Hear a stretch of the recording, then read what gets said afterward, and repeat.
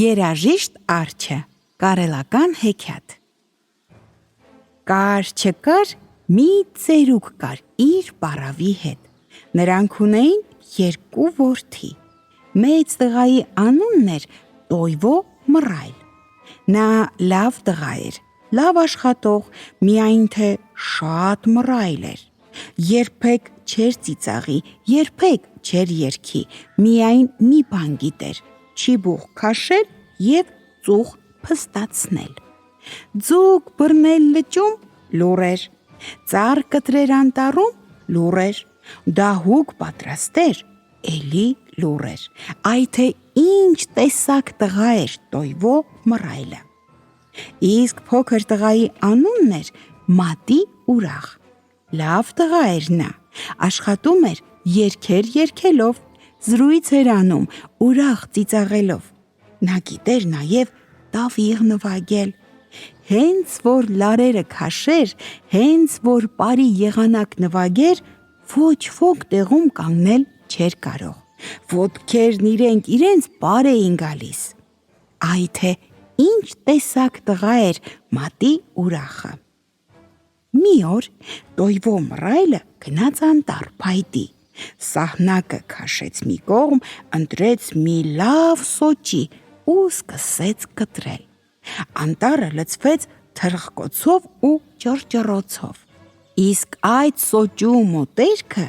արջի որջն էր, արթնացավ արջը, այս ով է թխկացնում, ինձ քնել չի թողնում, դուրս եկավ որջից, նայեց, մի տղա սոճին է կտրում, կացինը, որ վրա է բերում, տաշեղները թռչում են բոլոր կողմերը, ականջավոր փափախը մինչև հոնքերն է իջել, հոնքերը ոնց որ թումբ լինեն, իսկ ինքը լուռ չիբուխն է փստացնում, ոնց բարկացավ արջը, դու ինչու ես իմ անտառում թխկացնում, քնել չես թողնում, թու, ծխախոտի ծխովն էլ ամբողջ անտառի օդն ես փչացնում, դուրս կորիր, ու թաթով այնպես ճանկեց տղային, որ նրա բաճկոնը պատռվեց, Տոյվոն ցած գցեց կացինը, գլորվեց ձյունի վրայով և ուղիղ սահնակի մեջ ընկավ, ձիգ տվեց ձին, սահնակը սլացավ ձյունակույտերի ու կոճղերի վրայով ու Տոյվոյին դուրս բերեց անտառից, այ թե ինչպիսի բան եղավ, եկավ տուն հասավ Տոյվո Մռայլը, ոչ փայտ, ոչ կացին, բաճկոնը պատռված է, ինքն էլ հազիվ է շունչ քաշում,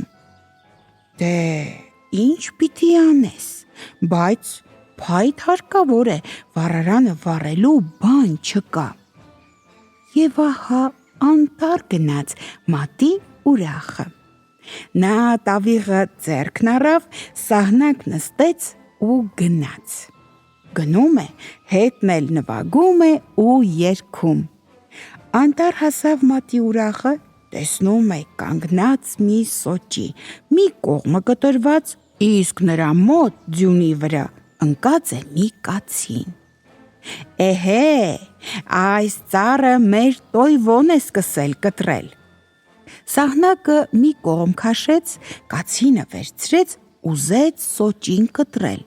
բայց միտքը փոխեց, չէ,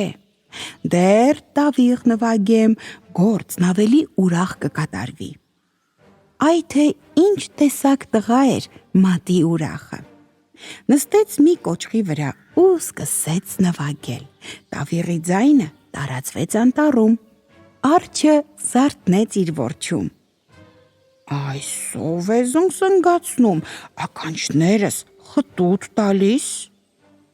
դուրս եկավ որջից, տեսավ մի տղա կոճղին նստած տավիղ է նվագում, փափախը թեքել է ծոծրակին, հոնքերը կլոր են, աչքերը ուրախ, ինքն էլ նստած երգ է երգում, արջի ոտքերը խաղ ընկան, պարզ սկսեց արջը, դոփում է, դոփ-դոփում է ու մռնչում. ուհու։ Մատին դադարեց նվագել, արջը շունչ առավ ու ասում է. «Էй, այ տղա,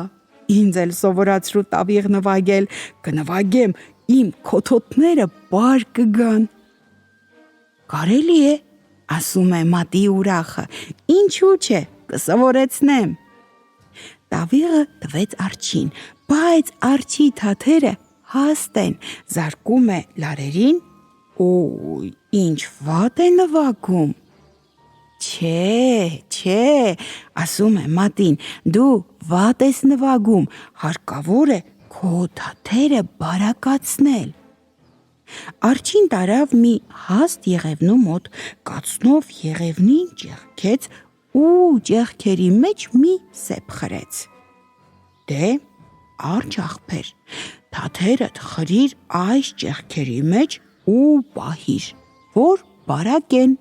Արջը թաթերը խրեց ճեղքի մեջ, իսկ մատին հենց որ կացնով խփեց սեպին, սեպը դուրս թռավ ու ճեղքը սեղմեց արջի թաթերին։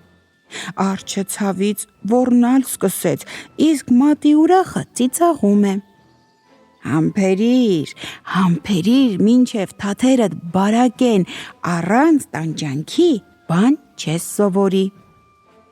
«Չէ, ես նվագել էլ չեմ ուզում», գոռում է արջը, «գրողի ծոցը գնա, դու էլ, քո տավիղն էլ, բաց թող իմ թաթերը»։ «Իսկ դու էլի մարդ կվախեցնես, էլի կքշես անտառից»։ Չէ, չեմ անի, գոռում է արջը, մենակ թե բաց թող թաթերս։ Մատին սեպը խրեց ճեղքի մեջ, արջը թաթերը դուրս քաշեց և պուկ փախավ իր որջը։ Իսկ մատի ուրախը սահնակը փայտ լցրեց, տավիղը ձեռքն առավ ու գնաց անտառից, գնում է ու երգ է երգում, այ թե ինչպիսի տղա էր մատի ուրախը։ Այդ օրվանից էլ մարդիկ սկսեցին անտառ գնալ առանց վախենալու։